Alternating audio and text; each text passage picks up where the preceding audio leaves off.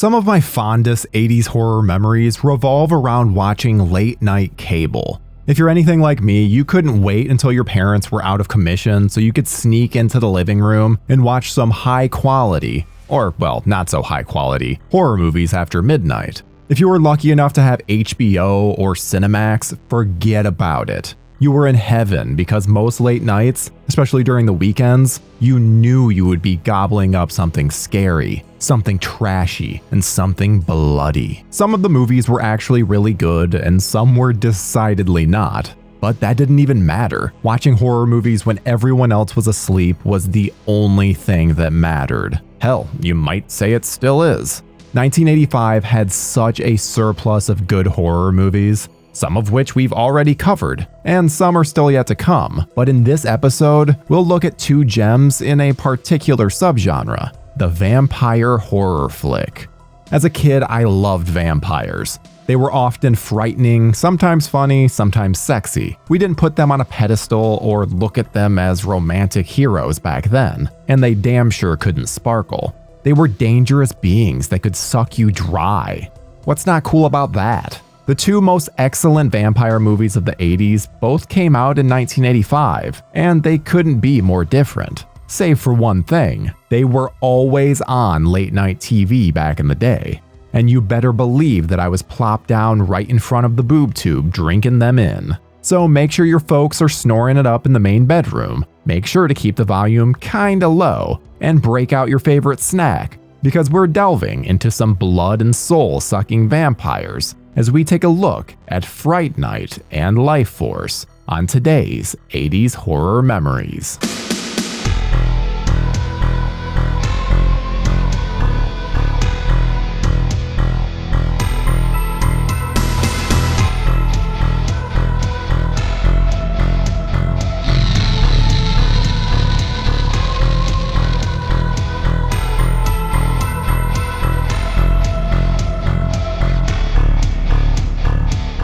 Now let's start with Lifeforce, partially because it's the one that came out first, but also because I can't help being jazzed talking about Lifeforce.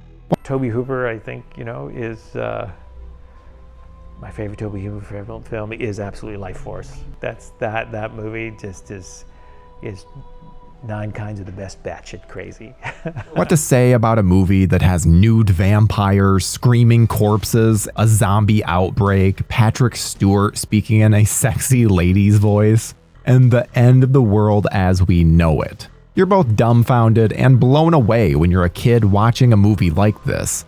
It's possible you didn't even know that a film like this could be made. You've seen plenty of sci-fi movies before, and you've already watched the Star Wars trilogy a million times. Still, watching a large-scale sci-fi epic peppered with skeleton people, ghouls, and a hot, and I mean hot, naked lady is a different experience altogether. I may have never seen such wacky sci-fi horror material given such extensive budget treatment before. I'll admit, I don't even think I knew what was happening half the time, but you're damn sure I was enjoying every single solitary second of it. One thing that stood out to me back then, and still does now, is how straightforward the movie delivers its batshit crazy events to the audience. While it's over the top several times throughout, Lifeforce never winks at us or plays things tongue-in-cheek. The film's primarily British cast lends to an air of sophistication, acting very British-like to a series of bonkers events and horrific sights. Lifeforce has a fine line to walk regarding getting its tone right. As directed by horror master Tobe Hooper, Lifeforce commits to its crazy premise from the start, knowing that it has to present the dangers that the villains pose as legitimate, while still going full-bore horror when it's time to crank up the mayhem. When I was a kid, I had the unusual talent of remembering people's names in the credits of any movie I watched. Unlike many of my friends, and other kids my age, this meant that I was pumped when I saw specific names on movie posters or VHS box covers. I knew who Tobe Hooper was when I first saw Lifeforce, as I was already a big Poltergeist fan. Though I won't lie, that movie freaked me out a lot during my formative years. I knew he had made a film called Texas Chainsaw Massacre, but if I'm being brutally honest, I had not seen that one just yet. It was a little too daunting at such a young age. But knowing Hooper's name was attached to Lifeforce made me especially curious about it, and if that extra excellent opening title sequence doesn't already have you hooked, seeing his name at the end of the credits will do the job. And if that doesn't do the trick, how about when you meet the space vampires themselves? What a creepy and excellent set piece that is. And if we're being honest here, as a young man who still thought all girls had cooties, Matilda May's Space Girl certainly made an impression that can't be denied. And yes, she still does. I had seen nudity in movies before, but not quite like this. Putting this angelic beauty in the middle of such insanity was damn near life-altering for young me. Here's the exciting thing. I'm unsure if I recognized this as a vampire movie then. Yes, you realize the title Space Vampires at the beginning, but these aren't like other vampires that you've seen before. They're more like soul-sucking angels of death. And though they are indeed technically vampires, the movie is not your typical vampire film, which of course works in its favor. The movie is quite unclassifiable and unforgettable at the end of the day. It's a vampire movie unlike any other, and over 30 years later, it's still a blast and a half.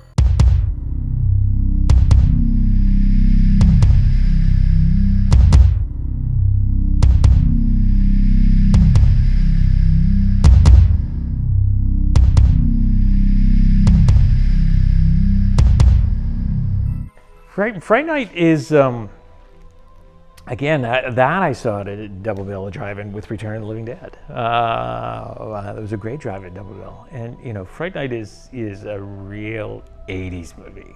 You know, it is an 80s vibe. You know, there's the sort of 80s dance club scene. There's an 80s sort of shoulder pads. That is an 80s movie. You want to, you know, see a time capsule of the 80s. Fright Night's a great way to see it. A somewhat more familiar, though no less sinister, vampire can be found in 1985's other excellent vampire flick, Tom Holland's Fright Night. Oh God, Fright Night is probably one of my favorite films. First off, who doesn't love Tom Holland? Just gonna throw that out there right now. Fright Night I love because it's a horror comedy that really speaks to any lonely kid who wishes that all this stuff were real. And just the what if of that movie, which is Hitchcockian obviously, but the what if of that movie, I think every single horror nerd has had that feeling or had that desire to have seen a monster. And I know it's there. And of course, The Boy Who Cried Wolf. It's just great, classic, simple storytelling using very familiar elements. Vampirism, adolescence, perversion. In many ways, Jerry Dandridge is the quintessential vampire. He can blend in with the public, he's suave, he's got a manservant, he needs blood to live, and he's not a fan of crosses, mirrors, or sunlight. And here's the thing. He's a cool-ass dude the entire time. While we certainly relate more to the film's heroes, there's no doubt that Jerry seemed to be a pretty swinging guy at the time. Sure, he's up to no good, but if you're going to be killing off nubile teens, you might as well do it in style. Being a demented little kid, I thought, that's who I want to be when I grow up. Don't worry, I haven't drunk anyone's blood. Yet.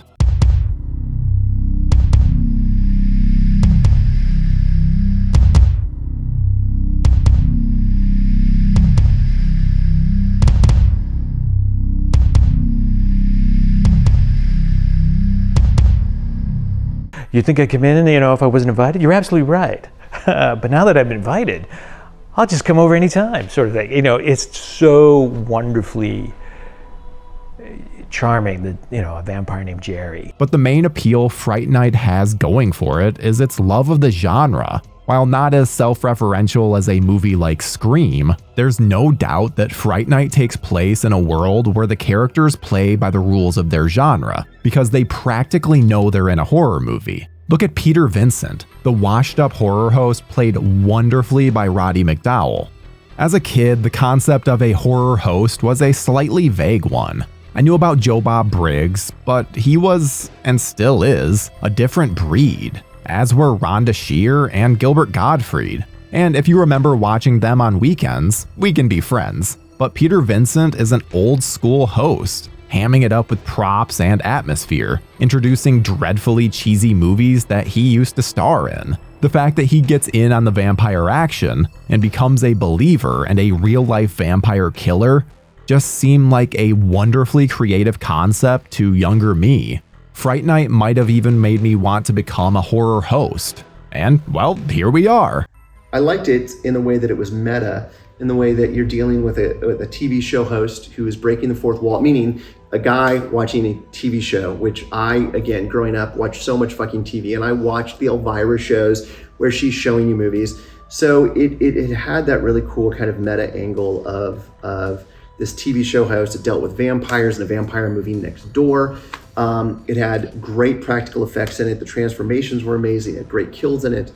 And I just love the characters. It's characters that I wanted to follow and continue on with. I mean, obviously they did make a sequel to it, but it was fun. I mean, when you asked me, like, what's the quintessential 80s movie for me, I would say Fright Night. Fright Night to me is a movie that I've probably seen 1,000 times in my life. It is, it's just one of those movies that I have huge nostalgia around that title. The VHS box, renting it for the first time, Chris Sarandon. I mean, everything about that movie just clicked.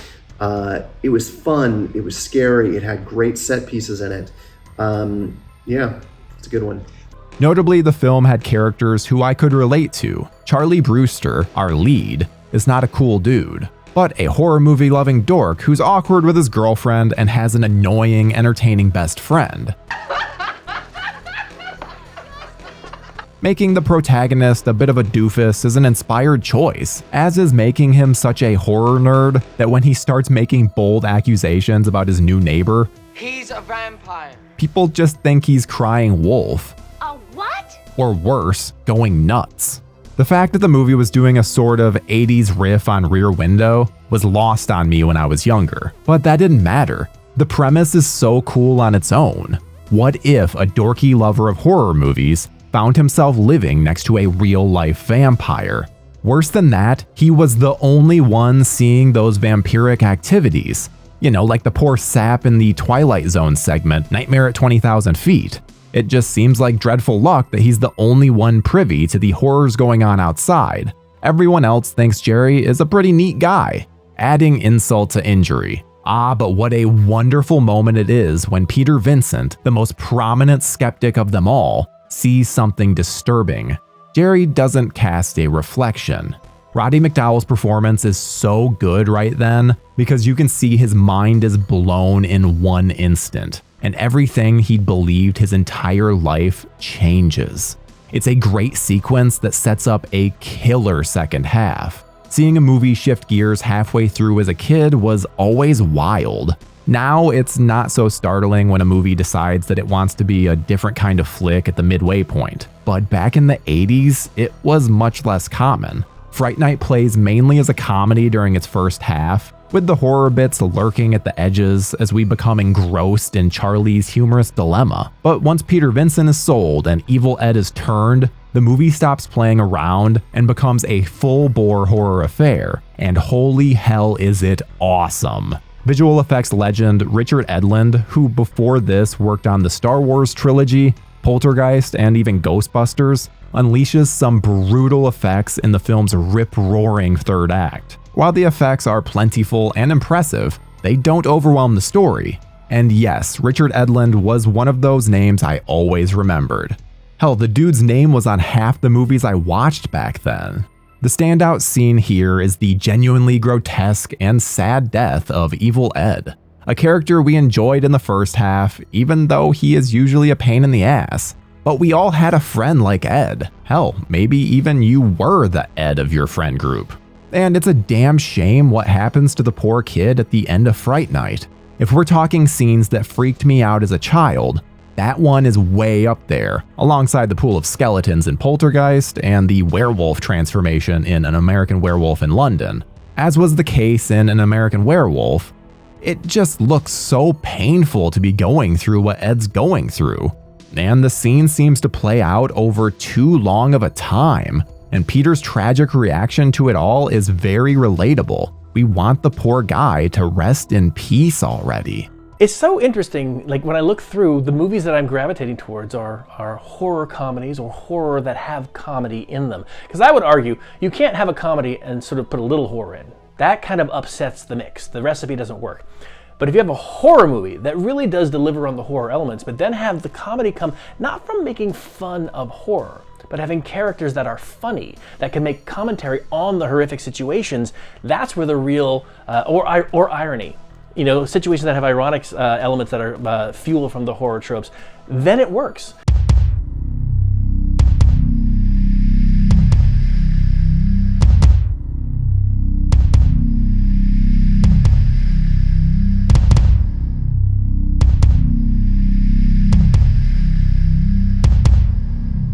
All those elements are why Fright Night was a big one for me, and still is. It's a must during the Halloween season, one of the great party flicks from the 80s, and one of the greatest vampire movies of all time. Combined with Lifeforce, you have a double feature that can't be beaten, seriously. Two of 1985's standout horror films prove you can take very different approaches to the concept of vampirism and make them work. I know just watching either of them brings me back to those late nights when I was huddled before the TV at my childhood home, having my butt kicked by movies with a flair for the dramatic. These movies are the things 80s horror memories are made of. On the next episode, buckle up as we take a bite into the zombie films of 1985. A wild ride of fear, partying, and some excellent social commentary in Day of the Dead and the Return of the Living Dead. Until next time, gore hounds. Send more cops.